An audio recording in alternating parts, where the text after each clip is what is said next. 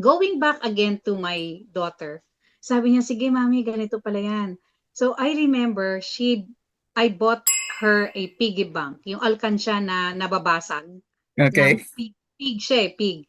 Maliit na piggy, medium na piggy, and a large piggy. Oo. Dun sa small na piggy, tig-pipiso. Hmm. Tapos doon sa medium, yung tig 5 pesos. Tapos yung big piggy, yung tig 10 peso. I remember na binasag lahat yon. It was like 719 pesos. Tapos pumunta kami ng bank at dineposit niya. She started that way. Hmm. And she now invests in mutual funds. She has her own insurance policies. Hmm. And she even can talk about cryptocurrency. I did not teach her about cryptocurrency. She learned it from their school. So this Ba? young Gen Z generation na college graduate or Hmm. college student pa lang, they are learning how to invest.